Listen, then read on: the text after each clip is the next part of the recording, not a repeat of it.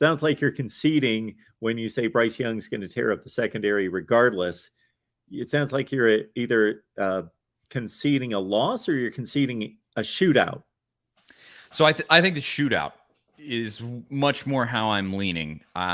Tennessee was able to give Alabama's secondary last season a ton of problems. They give the way that Heupel runs this offense is just such a problem schematically, almost where it doesn't even matter who the players are. He can spring guys open, and he's really effective in that way, the way that he calls games. But you add in great athletes like Bru McCoy, Jalen Hyatt, maybe Cedric Tillman, depending on how he's feeling. Then the run game, you've had Jabari Small really stepping up at the running back position. Jalen Wright has played well. They ground down LSU, and then late in that second half just put together just a piece of art there on a drive where they just impose their will on LSU. And so they have tons of weapons to hit you a bunch of different ways. And now this season, speaking of that drive, actually, that late drive against LSU, it's not all tempo. Last season, they really, really struggled when they had to slow the ball down, or I guess you would say take air out of the ball, waste clock. They really struggled. It looked so unnatural. In that LSU game, they did that incredibly effectively. They just lined up and they moved the ball. And so that adds, I think, a really scary element to what Heupel does, because everybody was just like, oh, well, he uses the tempo. That's how he moves the ball. If they didn't do that, they wouldn't be able to. Nope. They didn't use tempo in that second half against LSU. And they went on this grinding, back-breaking drive late in that game that wasted half of the fourth quarter. So, not that I'm saying that it will be as easy against Alabama. It certainly will not. You are facing off against who I would say is the best player in college football, in Will Anderson, relative to his position. I mean, the dude is a monster's monster. But I think Tennessee will be able to move the ball. I think if you can put up, no matter who plays a quarterback for Alabama, I think if you can put up 35, you are in this game late, you give yourself a chance to win, and you potentially win.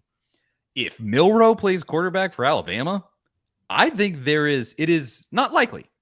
I think there is a scenario where Tennessee wins this game by like 2 touchdowns. I can't believe I'm saying that, but I really think if Bryce Young is out of this game, that's a serious, serious problem for Alabama, because Tennessee's going to get theirs. Just with the way that Hendon Hooker is playing, true Heisman contender, he wants that Heisman moment right now. He'll tell you he's not thinking about it, but how do you not? And so they're set up to have success on the offensive side of the ball. If Alabama doesn't have an answer to that, look out. You almost just lost to a bad Texas A&M team. And now you're going to Neyland Stadium, and the environment is going to be unbelievable. This energy is already just through the roof right now in Knoxville. So, may God have mercy on their soul if Milroe plays, except I think that Young is going to play. I think they're going to shoot him up with whatever they got to give him the antler spray. I don't know what they're going to do. But I think he'll be the guy that plays for Alabama. Because Charlie, that despite wins against LSU and Florida, first-year head coaches there still figuring things out, and they're certainly not vintage LSU and Florida teams, that there's a lot of people out there that want to see it against an Alabama or a Georgia, and sure, of course they're both coming. Yeah, heard a lot of that from opposing fan bases that I think are scared of what's happening at Tennessee. I think they look at what is happening and they go like, well, LSU's not very good. Well, Tennessee won by 30. Yeah, they're not very good, but they beat their head in. Like, it's not like they went in against a really bad LSU team and just like barely won and it was a last-second play and they're struggling.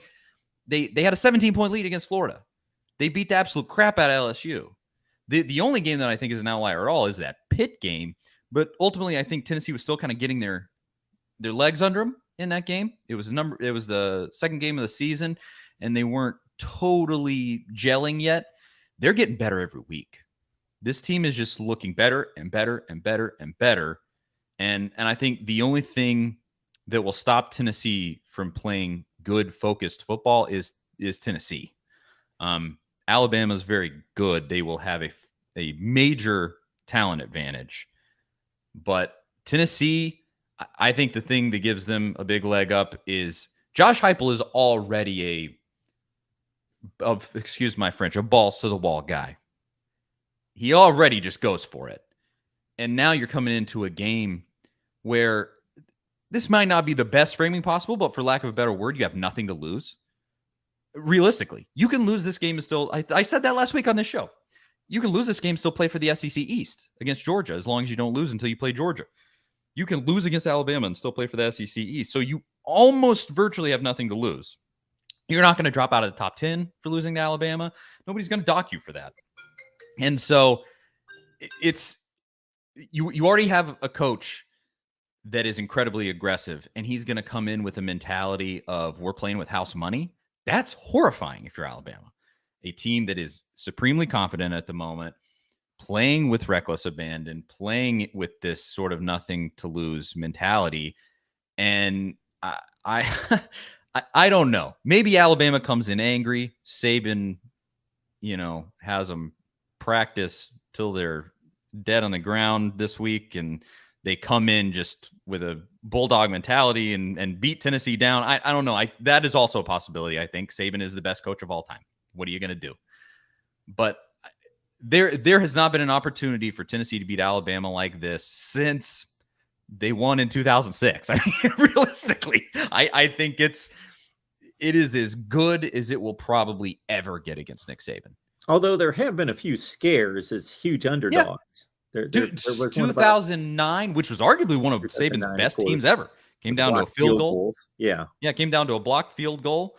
2015, Tennessee had a lead with 2 minutes left, and then Alabama scored in the last second drive and won. It has been close. And last season, I believe Tennessee was down 4 points going into the fourth quarter. I need to go back and look at exactly what happened in that game. But like 24-21, something like that. Yeah, it was something like that. And in Alabama, Tennessee ran out of players, and Alabama ran it up in that fourth quarter. But I think Tennessee has the dudes to, if they get in that position again this year, they have the guys to hang. And Tennessee doesn't have the talent to overwhelm Alabama at all, but they have the talent to beat Alabama. I can say that unequivocally. I think Alabama fans would tell you that. And if they wouldn't tell you that, I think they're lying, or they haven't been watching what's happening with their own football team. Because this is the most mistake-prone Alabama football team I've probably ever seen, at least in the Saban era. I mean, some of those teams before Saban were god-awful. But since he's been there, I don't think I have seen an Alabama team make this many mistakes. It's brutal. So hopefully they do that on Saturday against Tennessee. They continue that trend. That'd be nice. They could easily have 2 losses. They are pretty fortunate not to have 2 losses. I think genuinely lucky against they stuck it out against Texas A&M. They were genuinely lucky against Texas, I think, because even on that final drive, if I'm thinking correctly, there was a flag on that final drive that helped them move the ball and some things like that. Where, of course, those Alabama refs, they're always there to have their back, but it's a team that's vulnerable. I'll put it that way. If Alabama comes in, Bryce Young's 100% healthy, and Alabama wins by 2 touchdowns, 3 touchdowns, will I be totally surprised? No, I will not be. But will I be surprised if Tennessee wins this game? Absolutely not. It's right there for them. They just got to go take it. Right there with you. Can't argue with any of that. It's been a fortunate Alabama team. It's a vulnerable Alabama team, but it still might be the best team in the country. So put all that together. That's well put. Well said. Definitely one of the top 3. Yeah. All right. Charlie Burris doing a great job there at Big Orange Podcast. Get on over there. Check out Charlie's work. This is the week to do it. It's Alabama week. It's a legitimate chance to win. And like we have stated, in the last 15 years, they've generally gotten blown out. They've had a couple shots to pull off the huge upset. But in years where it really wouldn't have mattered except for a real good feel-good win, this would matter. We're talking about a possible championship run in the SEC Eastern Division. Really good stuff. Charlie, appreciate you being here. Enjoy the game, and we will talk to you soon. Absolutely. Thanks again, Mark.